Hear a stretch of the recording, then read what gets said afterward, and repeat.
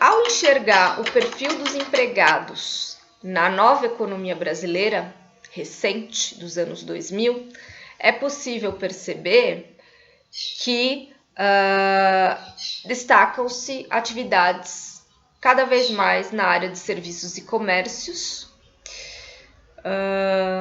atividades que muitas vezes estão na informalidade, e um grande número de pessoas que transitam entre o desemprego e pequenas atividades laborais, e pequenas atividades, digamos assim, que são inconstantes, que permitem talvez pensar realmente na ideia de um precariado. Por exemplo, uma coisa que tem se reconfigurado, né, com a reforma trabalhista, o trabalho doméstico. O peso significativo do emprego doméstico no Brasil é altíssimo e tudo tinha para tornar essa atividade uma atividade regulamentada, regularizada.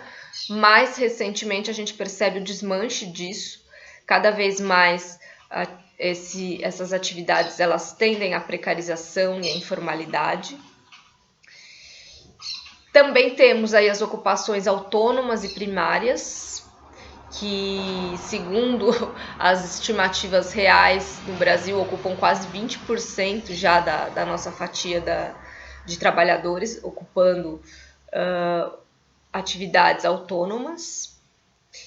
E a própria ideia de terceirização, que avança fortemente na nossa realidade, e aí com suas múltiplas facetas, que vão desde uma contratação mais temporária, serviços de contratação de uma empresa que vai contratar outras pessoas a partir daí, trazendo muita instabilidade e insegurança para essas pessoas que vivem neste modelo de trabalho. Todas essas características que eu citei, na maior parte das vezes, elas estão situadas na chamada base da pirâmide social. Ou seja, elas permitem perceber como quem mais se afeta por esses processos de flexibilização do trabalho, de precarização do trabalho, são as pessoas menos favorecidas na estrutura social. Embora a gente observe também processos de terceirização, de precarização, de pessoas trabalhando de forma autônoma nos grupos sociais mais altos, isso não é a regra, e sim a exceção. E quando é a regra, isso não vem sozinho, isso não vem longe de outros benefícios, de outras regalias, como, por exemplo, o controle do uso do seu próprio tempo, como nas classes mais altas, mas quando a gente fala das classes mais baixas, é óbvio que isso não acontece. As pessoas estão à mercê das ofertas e das demandas que oscilam e elas têm que entrar nessa onda, nesse jogo, para conseguir se sentir ocupadas e receberem as suas remunerações. Então, é muito questionável a ideia de que a classe trabalhadora brasileira está sendo substituída por uma classe média. Porque a classe trabalhadora brasileira, na verdade, o que está acontecendo, ela está se ampliando, multifacetando, precarizando-se, e o que é chamado, então, de classe média está ali ainda se agarrando a algumas questões mais formais dentro do mercado de trabalho, algumas ocupações que, bem ou mal, lhe conferem uma determinada garantia, uma determinada estabilidade e uma condição material que permita a sua reprodução, que permita a sua... talvez não permita a sua manutenção nesse grupo, mas que ao menos dê a ela algum horizonte de possibilidade de realizar uma mobilidade social, o que já parece impossível para esses outros grupos na base da pirâmide social, cada vez mais reféns dos modelos de trabalho flexível.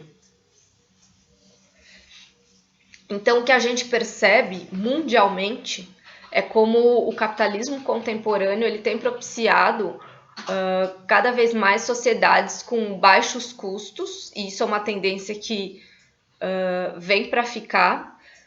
A desregulamentação da economia, a diminuição do papel do Estado, todo o deslocamento da produção de bens de sociedades industrializadas para países da Ásia, e isso atrelado, obviamente, a salários baixíssimos, né? Tudo isso contribui para viabilizar uma cadeia global na qual a produção se sustenta e que reconfigura todo o mercado de trabalho interno dos países, principalmente chamados de terceiro mundo. Né? Esses grandes grupos econômicos mundiais, eles são responsáveis por um novo impulso na atividade econômica que não dialoga especificamente com os projetos estatais dos estados de fortalecer a sua indústria nacional. Né? A gente percebe como hoje em dia se está em busca de vantagens comerciais, e para isso muitas vezes se baixa cada vez mais o valor da força de trabalho que produz esses bens. E aí quem é competitivo é quem explora mais os seus trabalhadores.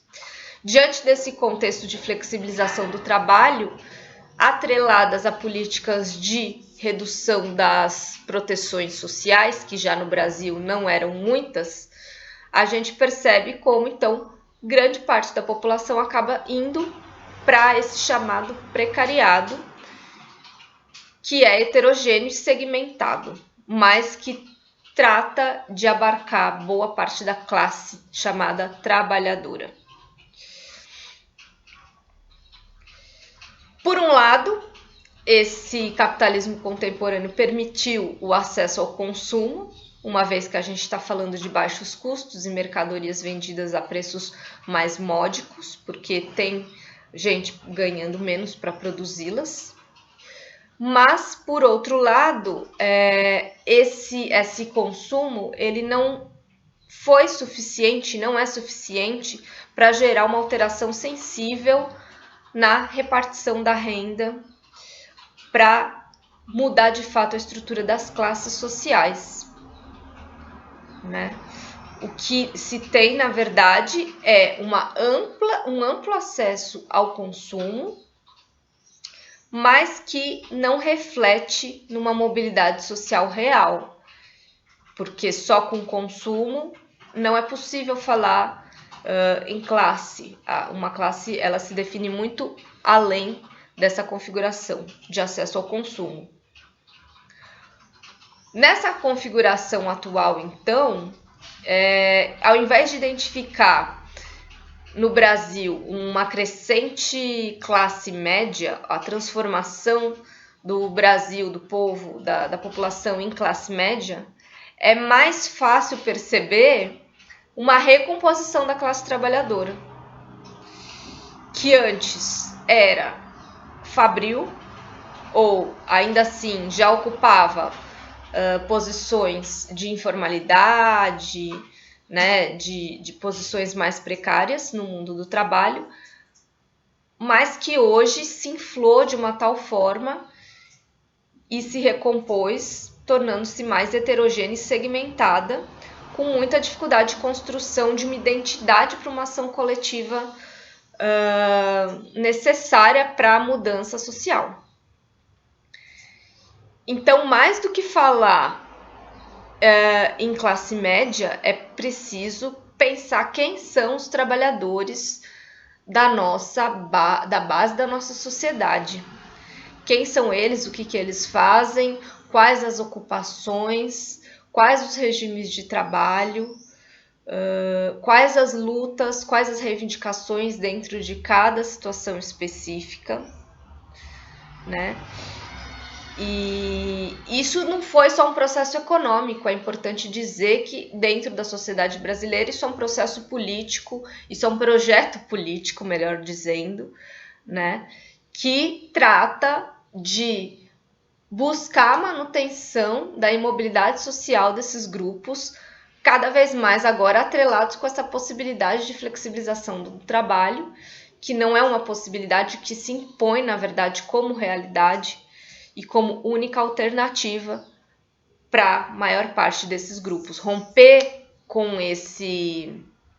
essa barreira é o novo desafio de quem antes apenas precisava romper com uma barreira, talvez de sair da fábrica para virar, enfim, ter uma outra ocupação, ascender a uma posição social diferenciada. Agora também envolve romper, sair primeiramente da precariedade, sair de trabalhos informais e ingressar no mundo formal de trabalho. Nesse sentido, esse projeto, né, de identificar a medianização das classes sociais no Brasil, na verdade, é uma maneira de escamotear, digamos assim, um projeto de sociedade que valoriza, de fato, a integração social individual e que muitas vezes passa despercebido, mas que estamos aqui para jogar luz sobre esse tema, né, no qual nos é cada vez mais caro e nos faz refletir sobre os rumos que a nossa sociedade está tomando, inclusive com relação a posicionamentos políticos.